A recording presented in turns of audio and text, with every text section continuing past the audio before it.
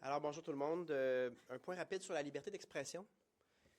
Vous le savez, j'ai fait plusieurs interventions sur la liberté d'expression, davantage en matière de liberté académique à l'époque, davantage dans la question du climat de débat dans notre société. La question se pose différemment, mais le principe demeure le même pour le Parti québécois. Que faire lorsque l'État québécois veut vraisemblablement affaiblir la liberté d'expression de certains groupes? La question s'est posée de manière un peu occulte dans l'abolition des commissions scolaires, dans la réforme des CIS et des CIUS, qui clairement sont devenus beaucoup plus alignés sur les considérations de communication du gouvernement qu'à l'époque où ils avaient une certaine représentation, une certaine liberté d'expression sur les enjeux régionaux. Là, ça devient très explicite avec la loi 2, la loi 3, donc la loi 2, c'est sur les médecins et la santé, la loi 3 touche les syndicats, et la loi 1, qui est une constitution qui prévoit explicitement l'interdiction d'ester en justice et de contester certains éléments découlant là, de ce projet de loi. Et dans les trois cas, ce qu'il y a d'important pour nous, c'est de rappeler qu'on peut être profondément en désaccord avec un syndicat, une fédération de médecins. On peut être très motivé par un projet de constitution, mais dans tous les cas, affaiblir la liberté d'un groupe de s'exprimer puis de contredire, ce ne sera jamais une bonne chose pour la démocratie. Donc, on s'engage à faire une loi assez large qui étudiera les diverses options pour renforcer la liberté d'expression dans notre société. Et ça ne veut pas dire qu'il n'y aura pas d'autres mesures si jamais, par exemple, on est en désaccord avec le comportement de certaines organisations. Un gouvernement peut légiférer, mais légiférer en empêchant les gens de dire ce qu'ils en pensent, ça ne marche pas. Donc, je voulais souligner cet engagement-là dans les circonstances que vous connaissez.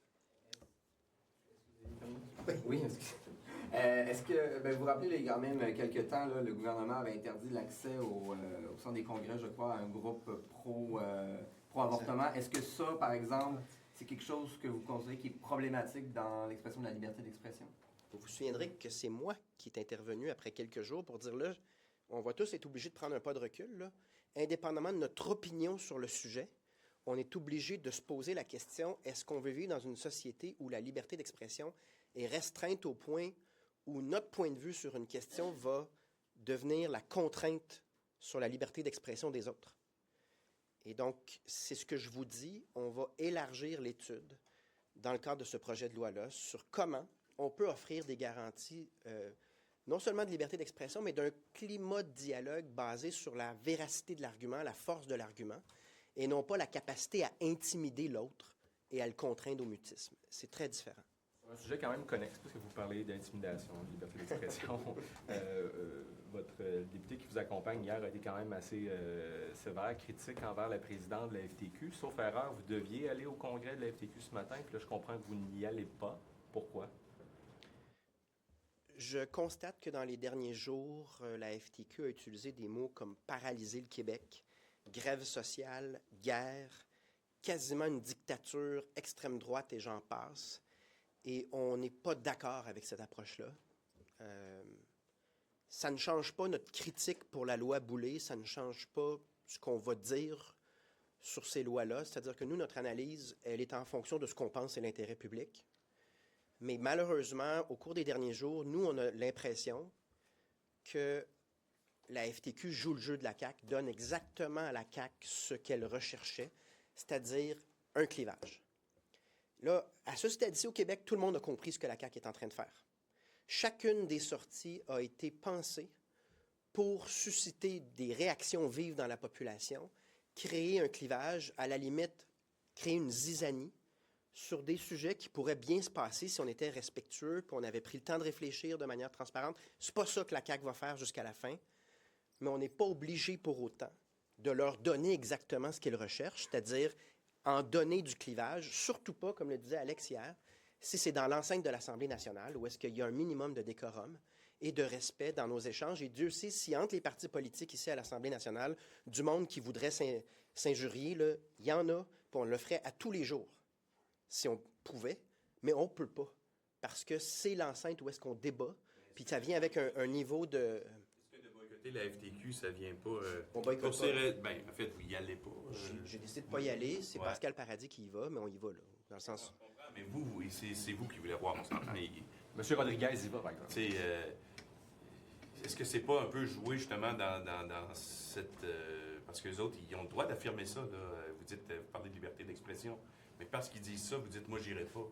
Comprenez-vous ce que je veux dire? Oui, je comprends. Donc, en effet, les syndicats ont l'entière liberté de l'approche qu'ils vont prendre dans le dossier de la loi numéro 3. Mais nous aussi, on est libres.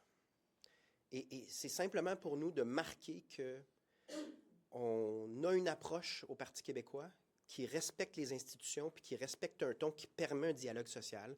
Et on soumet aux travailleurs comme à la population générale que c'est pas parce que la CAQ veut mettre le feu puis créer la zizanie qu'on est obligé d'embarquer là-dedans parce que, puis j'ai dit la même chose aux médecins en passant, là.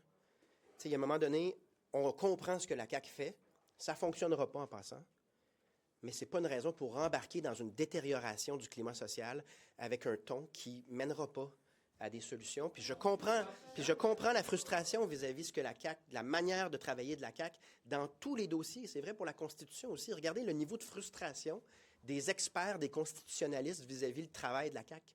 Je comprends la frustration. Malheureusement, la population a voté pour la CAQ la dernière fois, puis il reste encore au moins 10 mois.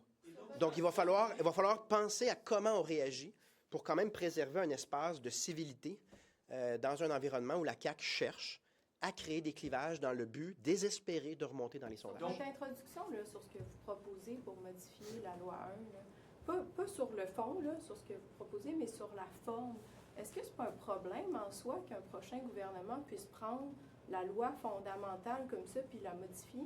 Puis je critique pas votre proposition de modification, là, je critique juste la possibilité pour n'importe quel parti qui prend le pouvoir d'utiliser cette loi-là, qui est supposée être la loi des lois, puis de juste aller changer Ouais, je comprends. des morceaux. Bien, premièrement, elle n'est pas la loi des lois. C'est une loi simple, absolument soumise à la véritable constitution qui est celle du Canada tant qu'on n'est pas sorti de là.